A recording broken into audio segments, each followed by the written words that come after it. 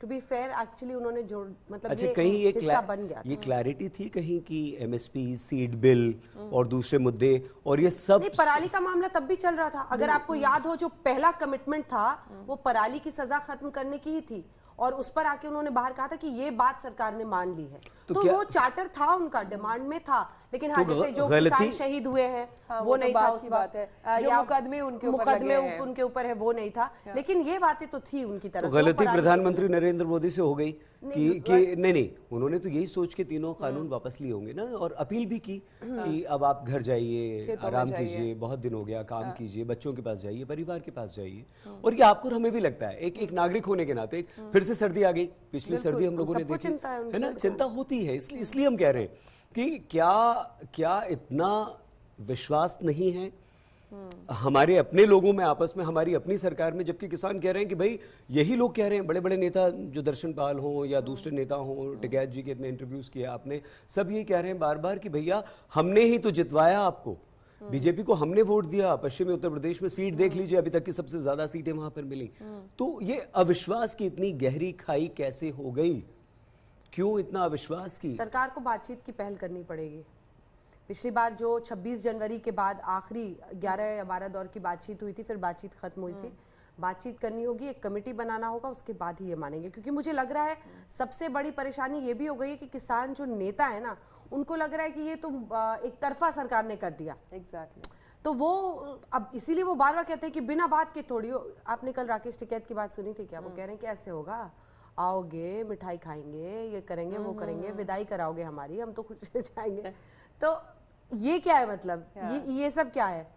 तो वो मुझे लगता है कि उनको ये लग रहा है कि उनके इंटरफेरेंस के बिना, क्योंकि पीएम ने सडनली कर दिया एकदम से, तो वो उसका क्रेडिट नहीं ले पाए, या उससे सरकार को ऑब्वियसली मास्टर स्ट्रोक कई लोग कहने लगे। तो मुझे लगता है इस वजह से वो लोग चाह रहे हैं कि अब सरकार एक कमेटी बनाए और इनकी मठाधीशी थोड़ी चलती रहे और उस पर बातचीत हो। लेकिन इसी के साथ एमएसपी एक लॉन्गेस्ट स्टैंडिंग डिमांड है, जो मुझे लगता है कि किसान उसको लेकर ये फिजिबल भी तो नहीं है।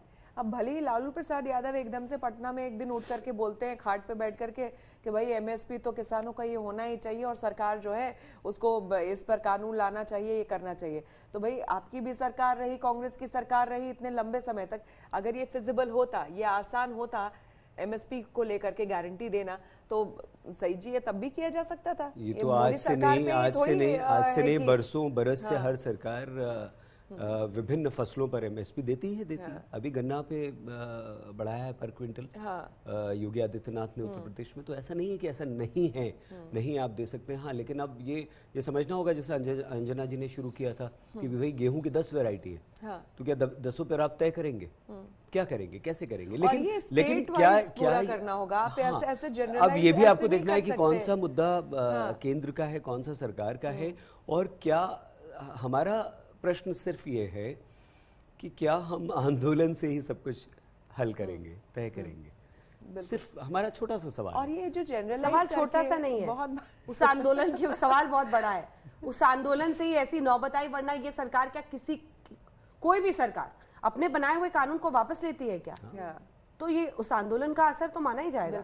लेकिन अंजना ये भी, लेकिन हर चीज क्या आंदोलन करेंगे उसके बाद ही होगी? हमारा सवाल ये है, आप बैठिए, बात ठीक है। हाँ, बिल्कुल। तो बात बैठे कौन बिठाएगा? कृषि मंत्री न्योता नहीं दे रहे, वो बातचीत नहीं कर रहे, मतलब ये फिर वहां पर जाएं? It's a deadlock right now. करना पड़ेगा ना, इनिशिएटिव तो कहीं से लेना पड़ेगा, सरकार को भी इनिशिएट करना पड़ेगा टॉक। वो जो बिल्कुल डेडलॉक, बिल्कुल बंद हो चुकी है बातचीत।